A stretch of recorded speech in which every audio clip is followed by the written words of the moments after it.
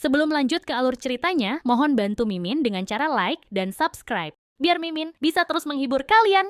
Eits, jangan lupa komen juga ya, karena dengan masukan dari kalian pemirsa terkasih, semoga channel ini lebih berkembang. Terima kasih. Bab 691. Dia mengirimi kita undangan sendiri, tidak ada gunanya jika kita tidak hadir. Lucian Trescott berkata, karena masalah ini, itu adalah sesuatu yang harus dilakukan. Baik, kita semua akan pergi bersama-sama, kata Ethan Hunt. Segera, keluarga York mengetahui bahwa Ethan Hunt akan menghadiri pesta ulang tahun Nenek York. Yonathan York merasa lega saat menerima kabar tersebut. Sepertinya orang tua ini masih memiliki beberapa kegunaan yang tersisa dalam dirinya, entah bagaimana. Meskipun Ethan Hunt hanyalah seorang letnan kolonel, SWAT Camp adalah inti militer di Southlight. Jiwa militer.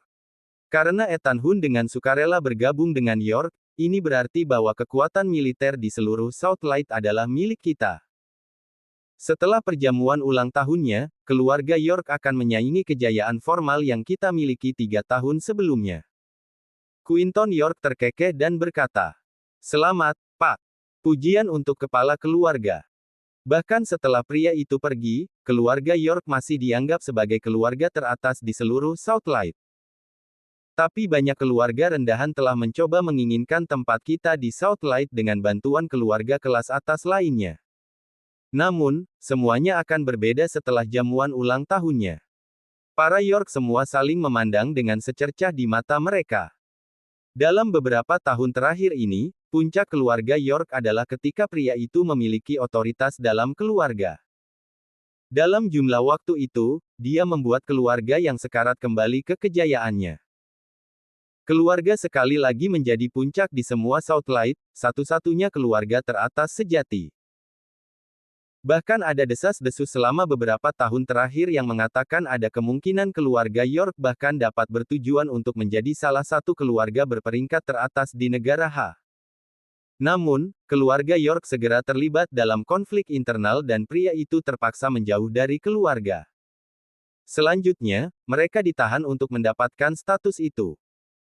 Di bawah kendali 4 York dalam 3 tahun terakhir, York hampir tidak mempertahankan status mereka sebagai keluarga teratas di Southlight menggunakan semua kekuatan mereka. Sayangnya, mereka tidak bisa lagi mengumpulkan kekuatan untuk lebih naik peringkat. Kedatangan Ethan Hunt melambangkan bahwa York sekali lagi mendapatkan kembali kendali atas kekuatan militer di Southlight. Ini adalah berita bagus bagi mereka.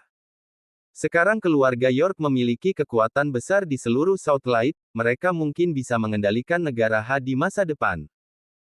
Yonathan York menunjukkan seringai lebar saat dia mengamati kerumunan dan berkata, "Kita harus menyebarkan berita ini. Beritahu semua orang bahwa akan ada orang-orang yang sangat penting yang menghadiri ulang tahun ke-100 Nenek York." Segera, lingkaran sosial elit di Buckwood semua tahu tentang masalah ulang tahun ke-100 Nenek York. Yang paling penting adalah Ethan Hunt akan bergabung. Setelah Ethan Hunt menjadi letnan kolonel dari SWAT Camp, dia tidak pernah menerima undangan dari keluarga manapun. Dia adalah kepala dari 4 dewa perang. Signifikansinya luar biasa, tetapi dia tidak bias terhadap keluarga manapun dan mewakili sikap militer Southlight sebagai benar-benar netral. Namun, pria seperti itu sedang menghadiri pesta ulang tahun yang diselenggarakan oleh keluarga York. Aman untuk mengatakan bahwa keluarga dengan niat naik pangkat pada awalnya memiliki perasaan campur aduk. Jadi bagaimana jika keluarga mereka kaya di luar keyakinan? Jadi bagaimana jika mereka memiliki koneksi di seluruh Southlight? Keluarga yang bisa naik pangkat bahkan tidak masalah pada saat itu. Ethan Hunt dapat dengan mudah melampaui semua pencapaian itu. Pada malam hari, Quinton York mengunjungi kamar Yonathan York. "Pak, aku baru saja menerima kabar. Keluarga Yates juga akan menghadiri pesta ulang tahun." Keluarga Yates. Yonathan York tertawa dingin. Dalam berita lain, ada nama orang lain di daftar tamu. Quinton York berkata dengan tenang. "Kamu akan terkejut mendengar siapa itu." "Siapa ini?" "Harvey York." Quinton York tersenyum tipis. "Dia. Apakah dia bersedia untuk kembali kepada kita?" Atau dia ingin. Bab 692. Yonathan York sedikit mengernyit. Dia dan Quinton York mengerti bahwa tamu ini tidak lain adalah Harvey York. Mereka tidak berniat mengundang Harvey York, namun dia tetap masuk dalam daftar tamu. Dia akhirnya datang. Pada saat berikutnya, Yonathan York mendapat wahyu. Karena dia sudah kembali ke Bakut, akan ada saatnya kita bertemu lagi secara resmi. Perjamuan ini akan cocok. Tentu saja, dia sudah memberi tahu kita bahwa dia telah merencanakan balas dendamnya secara rahasia selama 3 tahun ini. Orang luar semua berpikir bahwa dia menjadi kotoran yang menjalani kehidupan yang lebih buruk daripada anjing liar di keluarga kecil seperti Zimmers. Pada titik ini, jelas bahwa dia telah membuat pengaturan dan persiapannya sendiri dalam kegelapan. Perjamuan ini akan menjadi saat kita bertemu dengannya sekali lagi setelah 3 tahun.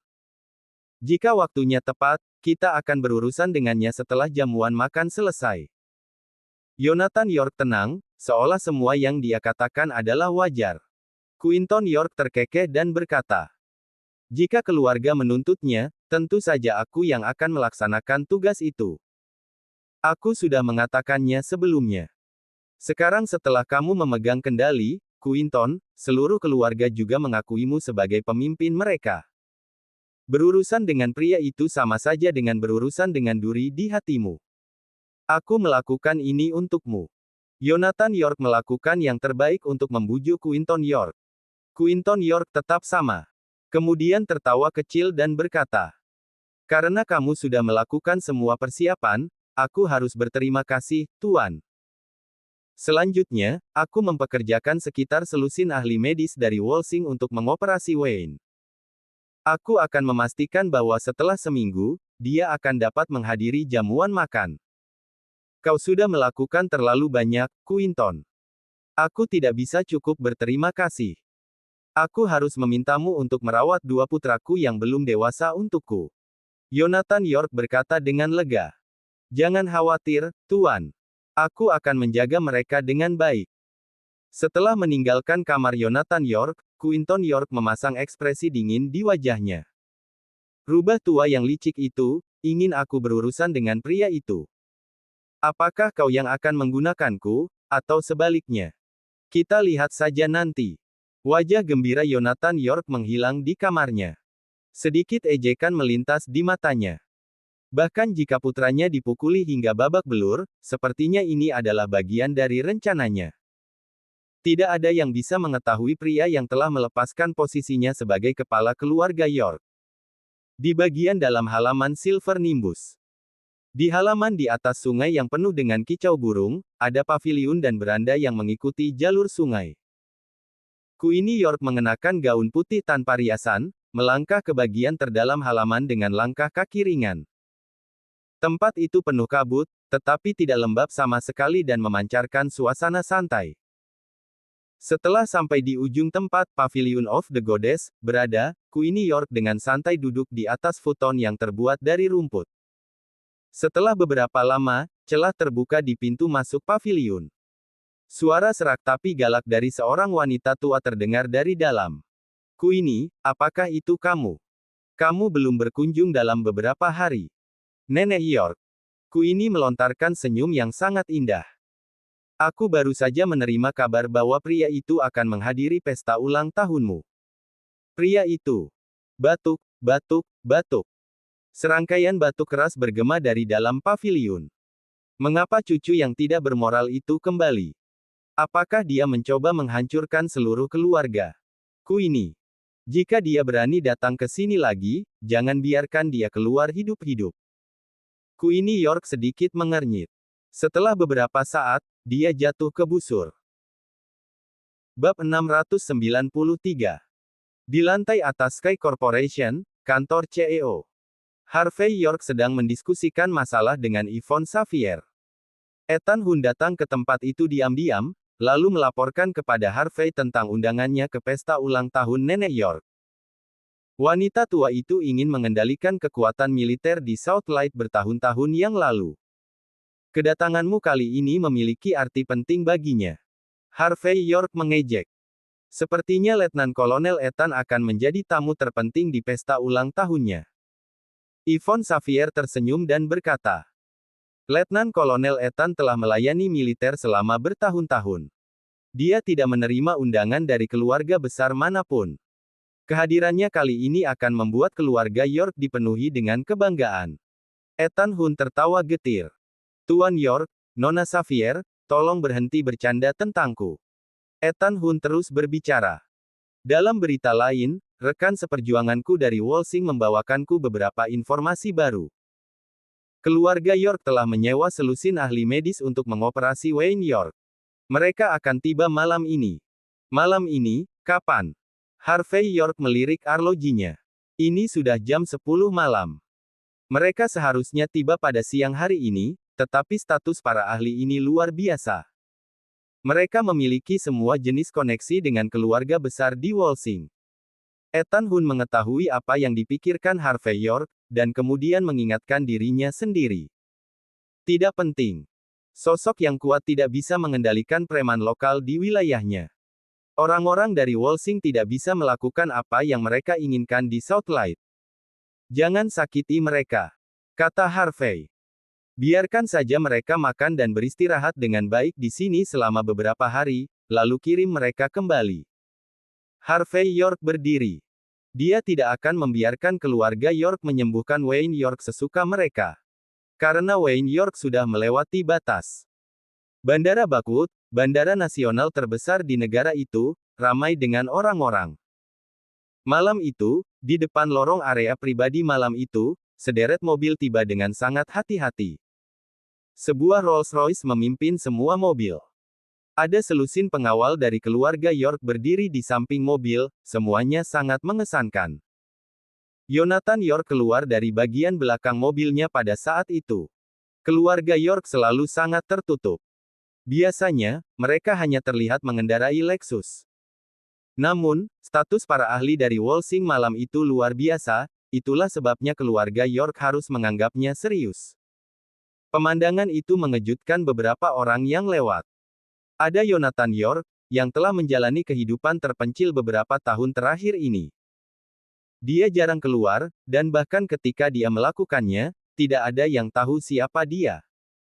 Dia berdiri di depan pintu mobil dan melihat jam tangan Patek Philippe di pergelangan tangannya.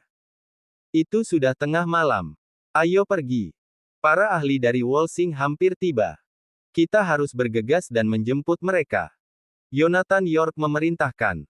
Stephen York dekat di belakangnya, tetapi Quinton York tidak mengikuti. Pada saat itu, sebuah tim yang terdiri dari beberapa lusin orang berjalan keluar dari lorong area pribadi. Tim tersebut termasuk ahli medis paling terkenal di Walsing, bersama dengan asisten mereka dan peralatan paling canggih yang tersedia. Jonathan York berjalan dan tersenyum kepada mereka. Selamat datang, Tuan Baker, semuanya. Tobias Baker adalah salah satu ahli medis terkemuka di negara H. Dia adalah pria yang sama populernya dengan Oscar Armstrong, pria terbaik di bidang medis. Keluarga Baker dari Walsing adalah keluarga medis pertama yang pernah ada. Memiliki Tobias Baker di sini sudah cukup untuk membuktikan peringkat tinggi dan koneksi luar biasa dari keluarga York. Tuan York. Tobias Baker tampak seperti berusia di atas 60-an, tetapi dia masih tampak bersemangat. Silahkan. Jonathan York melambaikan tangannya, mengundang mereka masuk ke dalam mobil. Tim medis segera datang dengan peralatan mereka dan memasuki mobil yang ditunjuk. Tiba-tiba, deru baling-baling bergema di sekitar mereka. Bab 694. Suara baling-baling yang memekakkan telinga hampir membuat semua orang ketakutan. Setelah beberapa saat, orang banyak telah melihat dengan jelas bahwa ada helikopter bersenjata yang digunakan militer setelah lampu putih menyinari mereka. Sesaat kemudian, kerumunan segera menyadari bahwa helikopter militer bersenjata mengarahkan lampu putih ke arah mereka. Mengapa militer tiba-tiba muncul entah dari mana? Semua orang berbagi tatapan bingung. Bahkan Jonathan York sedikit mengernyit. Dengan koneksi dan hubungan yang dia miliki di militer, bagaimana mungkin adegan seperti ini bisa terjadi? 10 tentara bersenjata tanpa simbol gelar mereka turun dari helikopter dengan tali. Pria yang memimpin mereka tampaknya masih sangat muda. Dia dengan cepat berjalan menuju Tobias Baker dan membungkuk. Tuan Baker, sekelompok tentara yang terluka dikirim kembali dari medan perang Amerika Tengah. Masing-masing dari mereka menghadapi korban yang parah. Saya telah menerima perintah untuk meminta Anda untuk mengoperasikannya sesegera mungkin. Mohon mengertilah. Setelah dia selesai berbicara, dia tidak membuang waktu lagi dan membawa Tobias Baker pergi. Segera, Yonathan York berjalan ke arahnya dengan marah dan berteriak. Lancang! Kau dari tim mana? Apakah kau tidak memiliki aturan untuk dipatuhi? Tuan Baker diundang oleh kami. Apakah kau berencana untuk menentang keluarga York? Siapa atasanmu? Biarkan dia keluar dan melihatku. Apa dia tidak tahu siapa aku? Yonathan York menjadi berani, mendidih karena marah. Hubungannya dengan kekuatan militer di Southlight berjalan sangat dalam. Dia yakin bahwa dia akan dihormati, tidak peduli siapa atasan militernya. Yonathan tidak menyangka prajurit itu akan mengeluarkan pistol dan mengarahkannya tepat ke kepalanya. Prajurit itu menjawab dengan dingin. Aku yang bertanggung jawab atas operasi ini. Para atasan memberi kami perintah yang kaku, dan menyelamatkan rekan-rekanku adalah hal yang paling penting saat ini. Siapapun yang menghentikanku, aku akan membunuh mereka semua. Bawa dia pergi. Para prajurit tanpa gelar segera membawa Tobias Baker pergi dari York, bersama dengan timnya dan peralatannya. Setelah itu, mereka semua naik helikopter. Pengawal keluarga York bahkan tidak bisa bergerak 1 inci pun. Para prajurit semuanya memancarkan niat membunuh, jelas baru saja kembali dari perang. Yang terpenting, mereka semua hanyalah prajurit biasa. Bagaimana orang-orang seperti mereka bisa tahu siapa orang York itu? Bagaimana mungkin mereka bisa mengenali Yonathan York? Mereka hanya mengikuti perintah. Mereka akan berurusan dengan siapa saja yang menghentikan mereka dari melakukan tugas mereka. Seorang pria dengan pena tidak bisa bernalar dengan pria dengan pistol. Ini adalah pertama kalinya dalam seluruh hidupnya bahwa seorang pria kuat seperti Yonathan York merasa frustrasi. Tidak ada yang bisa dia lakukan, bahkan dengan peringkat dan status York yang luar biasa. Sekarang, dia hanya bisa menonton tanpa daya saat peralatan itu dibawa pergi. Keluarga York tidak siap menghadapi situasi seperti ini, jadi mereka tidak bisa bereaksi. Hanya setelah helikopter pergi, Yonathan York tersentak kembali ke dunia nyata. Bagaimana bisa Tobias Baker dibawa pergi begitu saja? Mereka semua direkrut juga, semuanya sangat kecoklatan. Dia tidak bisa mengingat satu wajah pun. Bahkan jika dia ingin menemukan seseorang untuk merencanakan balas dendam, tidak ada yang bisa dia lakukan. Semuanya hanya memakan waktu paling lama 1 menit. Itu berlalu begitu cepat, sehingga keluarga York bahkan tidak bisa menyelesaikan reaksinya.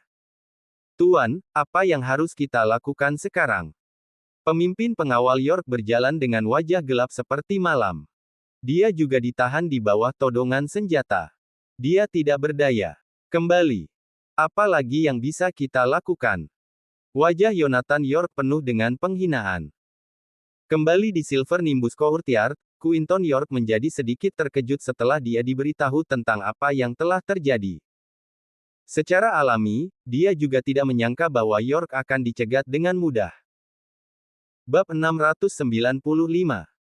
Tuan, dengan koneksimu, bagaimana mungkin beberapa prajurit mengambil seseorang darimu? Quinton York bingung dengan apa yang dia dengar. Yonathan York mengerutkan kening. Betul sekali. Biasanya, tidak ada kekuatan militer di Southlight yang berani menyinggungku, tetapi seseorang bergerak ke arah kita kali ini. Karena dia menggunakan rekrutan, jelas dia tidak ingin mengekspos identitasnya. Quinton York mulai berspekulasi. Mungkin militer mulai memiliki keraguan tentang kita karena Ethan Hunt ada di pihak kita sekarang. Apakah ada keluarga besar yang mencoba menentang kita? Atau mungkin, pria itu? Yonathan York mengerutkan kening lagi. Tidak ada bukti apapun sekarang. Masalahnya, alasan bermartabat mereka adalah bahwa ada tentara yang terluka yang baru saja kembali ke Southlight dari perang dan mereka perlu dioperasi. Aku mendapat kabar tentang apa yang terjadi. Memang ada konflik dalam skala yang lebih kecil. Beberapa lusin orang dari negara tetangga meninggal, dan hanya ada beberapa yang terluka di pihak kita.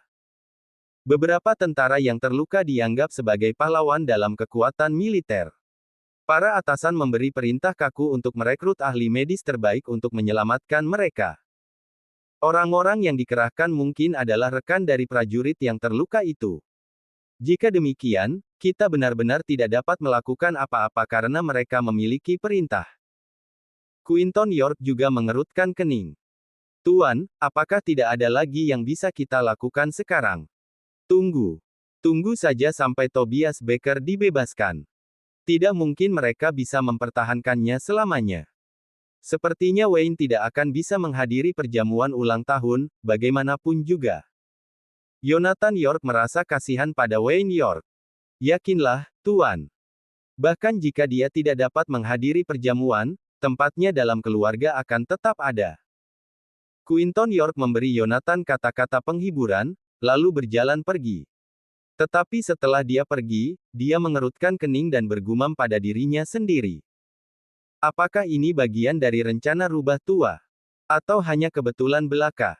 Quinton membutuhkan Wayne York untuk menghadiri pesta ulang tahun. Tapi tanpa Tobias Becker dan timnya, Wayne York tidak mungkin bangun. Quinton harus mengatur ulang rencananya.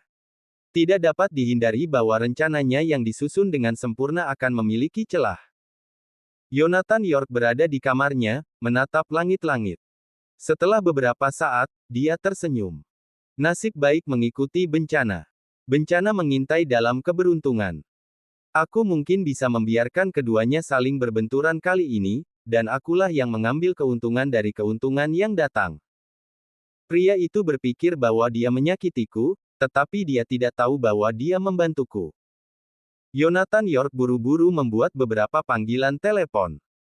Dia mengatur tinggal jangka panjang di rumah sakit untuk Wayne York, kemudian menghubungi kekuatan militer melalui koneksinya.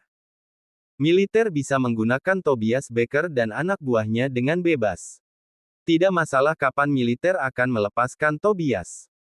Keluarga York juga tidak akan meminta pertanggungjawaban siapapun, bahkan jika Tobias tidak akan pernah dibebaskan. Di sisi lain, Harvey York meminta Tobias Becker dan timnya dikirim ke garis depan untuk mengoperasi tentara yang terluka. Pada saat yang sama, semua konten dan percakapan yang dilakukan melalui telepon Yonathan York juga diteruskan kepadanya. Setelah mempelajarinya, Harvey terkekeh. Ethan Hun mengerutkan kening. Tuan York, apakah ada masalah? Harvey York tersenyum. Rubah tua yang licik ini. Sepertinya empat terkenal York tidak sepenuhnya mengendalikan keluarga. Kita mungkin telah digunakan oleh Yonathan kali ini. Dia tahu Wayne ada dalam penawaran Quinton. Karena Wayne tidak sadarkan diri sekarang, Quinton harus melakukan banyak hal sendiri. Orang tua itu ingin melihat kita bertarung saat dia duduk di sana dan menuai semua keuntungannya. Lalu kita seharusnya hanya duduk dan menonton pertunjukan. Itu akan menjadi hal yang spektakuler. Ekspresi Harvey York sedingin es. Bab 696. Waktu sampai perjamuan ulang tahun Nenek York semakin dekat. Seluruh Bakut bermandikan suasana gembira seolah-olah hari itu adalah hari libur umum. Hampir semua Bakut tahu. Keluarga York memiliki status yang sangat tinggi di Bakut dan benar-benar keluarga teratas Bakut. Semua keluarga kelas 1 di Bakut setuju bahwa undangan ke pesta ulang tahun keluarga York adalah kehormatan besar. Banyak orang mengambil gambar undangan mereka segera setelah mereka mendapatkannya, untuk memamerkan status dan peringkat mereka. Ini menunjukkan nilai dan pentingnya perjamuan ulang tahun Nenek York yang diadakan oleh keluarga York. Publisitas bahkan melakukan bagian mereka untuk membuktikan itu. Tepat sebelum hari perjamuan, Cynthia Zimmer dengan enggan membawa pulang undangan perjamuan.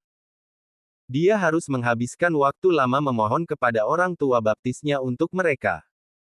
Mandy Zimmer, di sisi lain, khawatir sakit karena apa yang terjadi dengan Wayne York.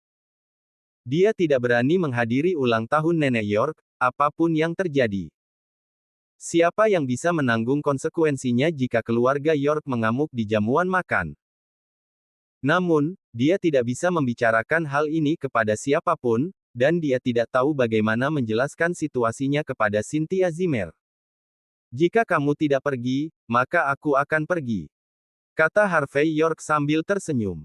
Tentu saja, dia pergi. Ini akan menjadi pertama kalinya dia secara resmi bertemu dengan keluarga York setelah kembali ke Bakut. Kenapa dia tidak pergi? Cynthia Zimmer, di sisi lain, dipenuhi dengan kegembiraan.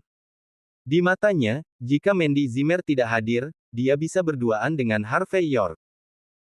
Mandy Zimmer tahu bahwa dia tidak bisa membujuk Harvey York, jadi dia beralih ke Cynthia Zimmer. Kamu harus melindungi saudara iparmu. Jangan biarkan siapapun menyakitinya. Cynthia Zimmer menjawab. Kakak, yakinlah.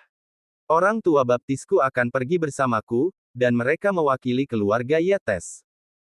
Keluarga Yates memiliki status tinggi di Bakut. Bahkan orang York tidak akan berani memprovokasi kita tanpa alasan.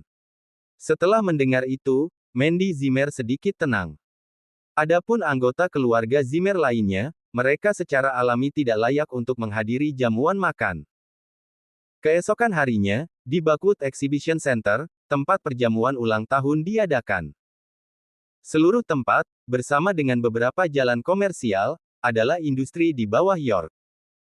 Mereka menutupi sekitar 6 mil jalan di kedua sisi. Lampu warna-warni bersinar di sekitar tempat itu, seolah melambangkan ucapan selamat ulang tahun untuk Nenek York. Adapun adegan perjamuan, tidak ada biaya yang ditahan dalam hal dekorasi. Semuanya dilakukan dengan megah seolah-olah tempat itu adalah ruang singgasana yang sebenarnya.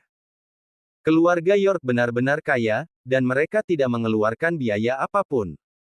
Lagi pula, bahkan undangan mereka disepuh emas. Selebriti dan influencer media sosial yang tak terhitung jumlahnya juga ada di sana. Karena Nenek York menyukai lingkungan yang ramai, selebriti dan influencer yang diundang dapat mewakili hampir separuh industri hiburan. Pada saat ini, tempat parkir di depan dipenuhi dengan mobil mewah. Mobil kelas atas yang tak terhitung jumlahnya seperti Bentley, Porsche, dan Maybach hadir. Sepertinya mobil yang datang tidak akan berhenti dalam waktu dekat. Tentu saja, keluarga York masih mengemudi di Lexus mereka yang bijaksana seperti biasa, tetapi tidak seorang pun pernah berpikir bahwa mereka miskin. Model top Lexus sudah memiliki harga yang sama dengan Benz atau Maybach. Orang-orang seperti itu yang rela menghabiskan begitu banyak untuk jamuan makan tidak peduli sedikit lebih banyak dihabiskan untuk mobil. Secara keseluruhan, koneksi York tidak bisa diremehkan. Para tamu yang datang untuk merayakan semuanya adalah orang-orang kaya dan terhormat. Judul yang tidak penting seperti pemula baru Bakut yang tidak dapat dibandingkan dengan siapapun di sini oleh Zimmers. Setelah tiba di pintu masuk dan menunjukkan undangan mereka, Cynthia Zimmer dan Harvey York dengan mudah masuk ke perjamuan. Bab 697. Semua orang menunggu di ruang tamu sementara perayaan masih dipersiapkan. Ada menara sampanye dan prasmanan barat gratis untuk mereka nikmati. Harvey York dan Cynthia Zimmer segera menemukan beberapa kursi. Harvey York, apakah itu kamu? Sebuah suara memanggil di belakangnya. Harvey York berbalik dan melihat kecantikan dingin mendekatinya. Beberapa bulan telah berlalu, tetapi aura di antara matanya tidak berubah sedikit pun. Matanya yang berkaca-kaca menatap tepat ke arah Harvey York. Dia cukup bersemangat dan nyaris tidak menahan emosinya. Salah satu keluarga teratas Bakut, Rosalie Naiswell dari keluarga Naiswell. Keduanya telah berinteraksi sedikit selama waktu mereka di Neumhi. Harvey York bahkan memberinya tumpangan sebelum dia berangkat dari Neumhi. Tetapi setelah meninggalkan Neumhi, keduanya tidak bertemu selama hampir 3 bulan penuh. Bahkan setelah tiba di Bakut, Harvey York sangat sibuk. Dia tidak punya niat untuk melihatnya saat ini. Bagaimana mungkin kamu bahkan tidak melihatku setelah datang ke Bakut? Tatapan Rosalie Naiswell beralih ke Cynthia Zimmer. Tatapan aneh melintas di matanya. Rosalie, apakah ini temanmu? Suara lain terdengar di sampingnya. Seorang pria mengenakan setelan jas dengan garis-garis gelap berjalan mendekat dan mengukur Harvey York. Secara alami, pria itu adalah pengejar Rosalie Nightingale. Dia secara tidak sadar mulai melihat Harvey York sebagai saingannya. Tapi Harvey York mengabaikannya dan kemudian tersenyum pada Rosalie Nightingale.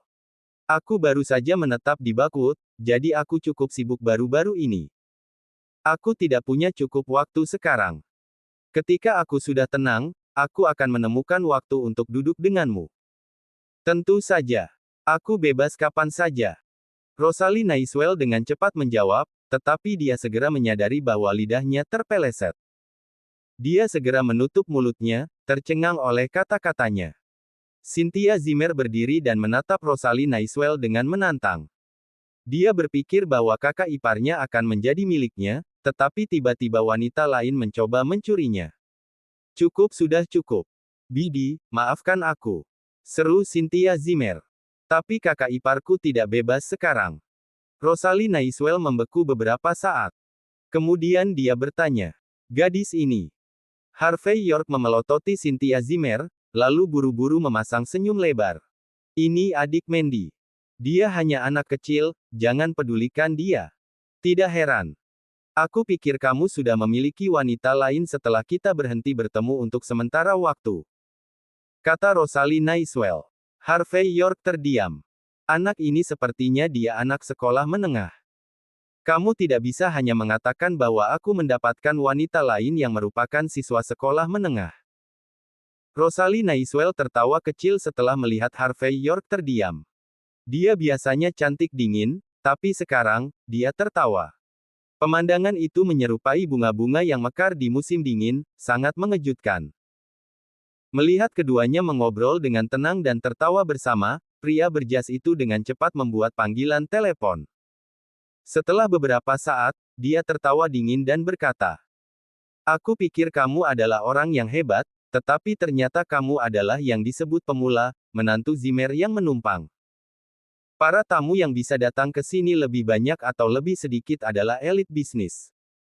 Setiap orang bernilai setidaknya 1 juta. Kami semua diundang secara resmi oleh keluarga York sendiri. Bagaimana bisa menantu yang menumpang sepertimu cocok untuk datang ke sini?"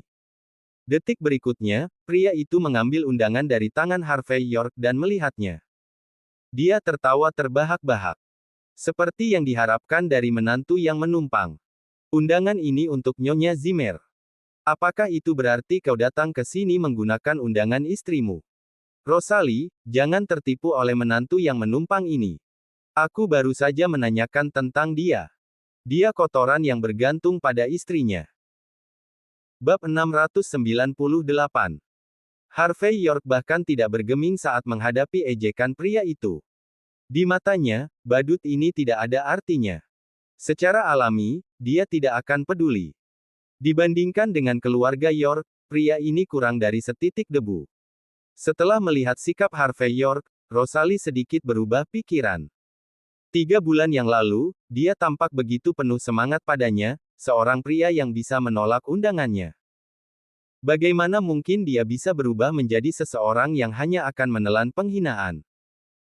Bisakah periode 3 bulan mengubah seorang pria dengan begitu mudah? Setelah mengambil napas dalam-dalam, Rosalie Nightingale kembali ke sikap dinginnya. Dia memelototi pria itu dan membentak dengan dingin. Bruce Cloud. Siapapun yang aku ajak bergaul dan berteman tidak menjadi perhatianmu sekarang, bukan? Jika kamu dengan sengaja menghina temanku lagi, jangan salahkan aku karena bersikap keras padamu. Rosalie Nightingale berbicara dengan aura penuh dan sikap kecantikan yang dingin. Bagaimanapun, Bruce Cloud adalah pengejarnya. Setelah menegurnya, dia tidak berbicara sepatah kata pun. Namun, dia semakin membenci Harvey York. Apa gunanya kotoran yang bergantung pada istrinya? Aku bisa menginjak-injaknya sesukaku. Setidaknya dia masih tahu bagaimana bertingkah seperti menantu yang menumpang. Jika tidak, dia akan dipukuli sampai mati cepat atau lambat. Apa kabarmu?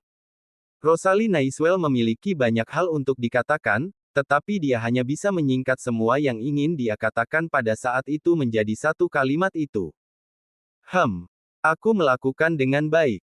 Aku akan mengundangmu keluar untuk makan lagi ketika aku luang. Jawab Harvey York. Dia tidak menunjukkan niatnya untuk datang ke perjamuan, dia juga tidak menyadari bahwa Rosalie Nightingale sedang tidak waras. Saat itu, dia mempelajari Harvey dengan linglung. Apakah ini orang yang sama dari pameran barang antik? Pria berani namun tenang yang aku ingat. Bagaimana dia bisa berubah menjadi ini setelah hanya beberapa bulan? Bruce Cloud sepertinya menyadari sesuatu juga. Dia menilai Harvey York sekali lagi, lalu tertawa. Rosalie. Ketika aku mengunjungi Tuan Nightingale sebelumnya, dia berkata dia bertemu dengan seorang pemuda yang sangat cakap di Niumhi. Apakah kamu berpikir maksudnya pria di depanku ini? Jika demikian, mungkin dia melewatkan sesuatu. Aku sama sekali tidak melihat sesuatu yang istimewa tentang pria ini. Lagi pula, dia hanya kotoran yang menumpang. Rosalie Nightingale memelototi Bruce lagi dan menjawab dengan dingin. Apakah dia kotor atau tidak, itu tidak ditentukan olehmu. Bahkan ketika dia mengatakan itu, dia menyadari bahwa hatinya telah berubah. 3 bulan lalu, dia tidak akan ragu untuk menikahi Harvey York berapapun harganya. Tapi sekarang dia melihatnya setelah 3 bulan, sepertinya dia telah kehilangan pancarannya dari sebelumnya. Apakah semua yang dia lihat tentang dia hanyalah ilusi? Jika dia memiliki kesempatan lain untuk memilih, dia mungkin tidak akan memilih Harvey York lagi. Saat dia menatap Harvey, dia tidak menyadari matanya membawa sedikit simpati. Melihat perubahan ekspresi Rosalie Nightingale, Bruce Cloud tersenyum gembira. Dia khawatir dia tidak akan memiliki kesempatan untuk lebih dekat dengan Rosalie Nightingale. Dia tidak pernah menyangka kotoran di depannya ini akan memberinya kesempatan yang luar biasa. Kotoran. Tidak bisakah kau melihat bahwa Rosalie tidak ingin berbicara denganmu? Bahwa dia hanya menyapamu hanya karena masa lalu. Kau bahkan tidak layak untuk berteman dengannya. Jika kau memiliki setidaknya sedikit kesadaran diri, kau harus tahu lebih baik dan keluar dari sini. Bab 699. Melihat Harvey York dipermalukan oleh 2 orang yang muncul entah dari mana, Cynthia Zimmer menjadi agak marah. Dia menarik lengan Harvey dan menggeram dengan dingin. Kalian berdua yang muncul entah dari mana. Kalian hanya sekelompok orang yang picik. Kakak iparku luar biasa. Apalagi dibandingkan dengan pria celaka sepertimu. Kau pikir dia takut padamu. Dia hanya tidak peduli padamu. Karena kau hanya semut baginya. Sebenarnya, Cynthia Zimmer tidak tahu identitas asli Harvey. Tapi pria yang bisa membelikannya properti yang harganya jutaan dolar tanpa mengedipkan mata, pria yang bisa membeli spinning restaurant di Baku Tower, bukanlah seseorang yang bisa dengan mudah diprovokasi oleh badut seperti Bruce Cloud. Oh, Harvey. Adik ipar yang lucu yang kau miliki. Bruce Cloud bahkan tidak terganggu. Sebaliknya, dia memberi mereka seringai mencemooh. Aku semut. Baiklah, aku akan mengakuinya. Di depan pria seperti Prince York, aku hanyalah seekor semut. Tapi aku, Bruce Cloud, berasal dari keluarga Cloud, keluarga kelas 1 di Bakwood.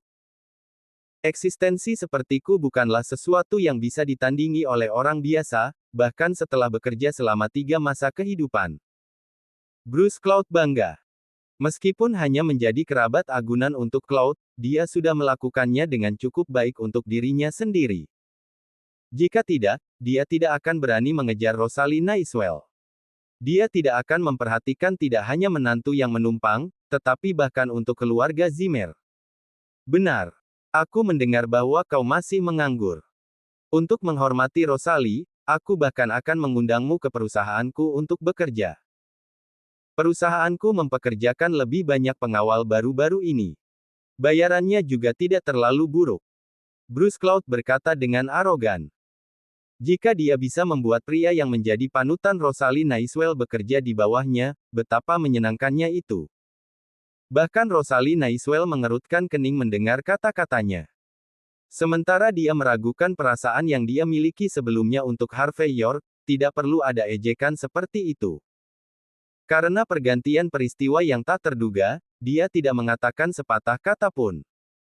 Dia menatap tepat ke arah Harvey York, ingin melihat respon dari pria pemberani namun tenang yang dia kenal sebelumnya.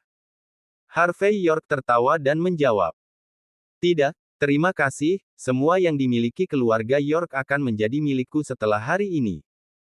Aku akan sangat sibuk segera setelah itu. Aku menghargai kebaikanmu. Aku akan menunjukmu sebagai kepala tim keamanan ketika itu terjadi." Kata-kata itu keluar dari mulutnya seperti sambaran petir. Kata-katanya mengejutkan semua orang di ruangan itu. Bukan hanya Bruce Cloud dan Rosalie Nightingale. Bahkan adik iparnya yang paling mempercayainya, Cynthia Zimmer, tidak bisa mempercayai telinganya. "Kakak iparku adalah yang terbaik. Tapi, dia berencana membuat keluarga York jatuh ke tangannya. Bagaimana ini mungkin? Bukan hanya dia, bahkan Prince York sendiri akan merasa tidak mungkin. Dibandingkan dengan kekuatan yang kuat seperti keluarga York, saudara iparku hanyalah seekor semut." Hahaha. Setelah beberapa detik hening, Bruce Cloud tertawa terbahak-bahak.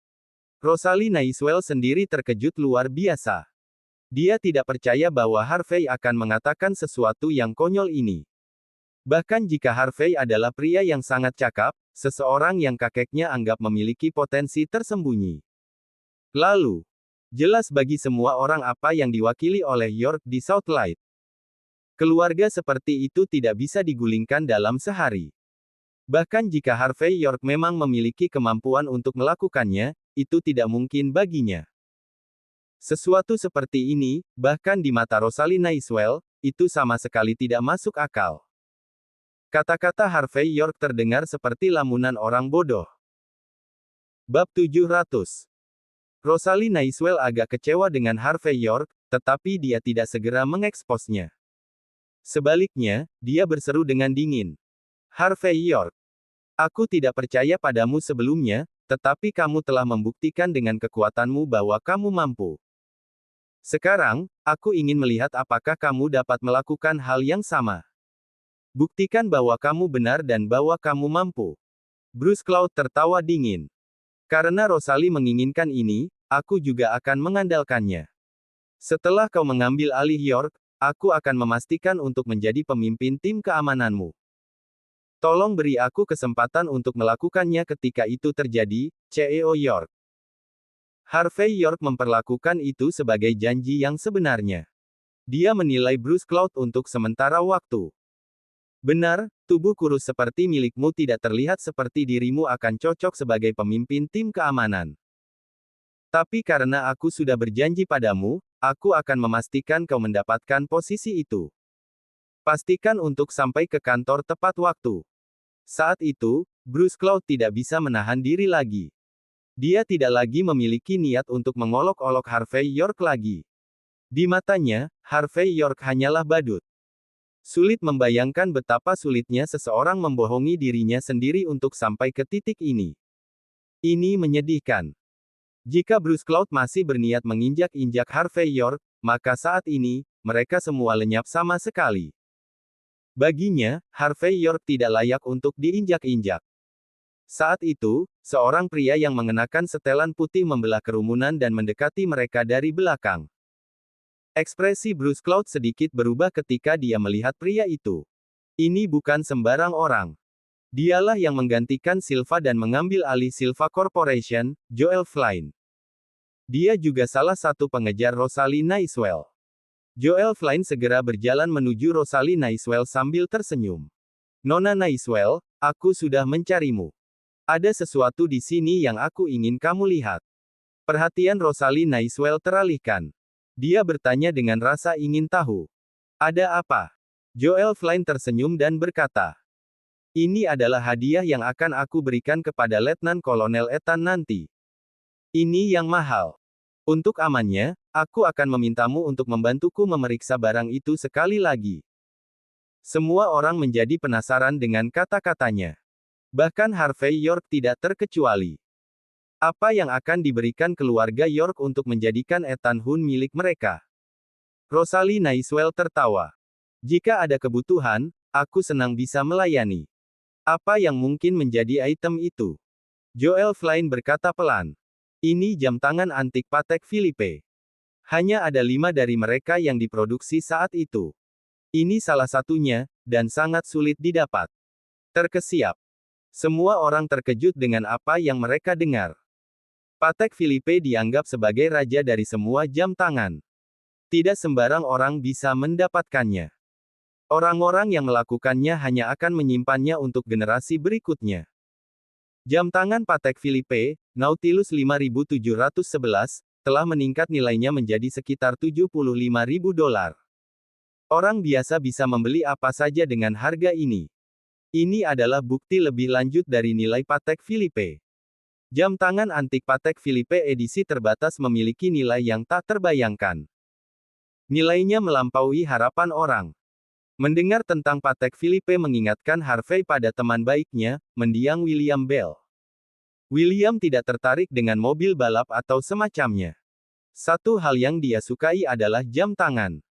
Harvey tidak mengeluarkan biaya untuk memberi William miliknya sendiri. Patek Philippe, Audemars Piguet, Rolex, Vacheron Constantin, dan jam tangan mewah lainnya. Banyak dari mereka bahkan barang antik. Tentu saja, mereka semua pergi sekarang. Joel Flynn tertawa. Aku akan memberitahu kalian semua tentang rahasia kecil lainnya. Arloji ini diberikan oleh keluarga Silva kepada tuan kedua dari keluarga York. Dikatakan bahwa ini adalah harta karun yang diperoleh dari William Bell, teman baik Prince York dari dulu.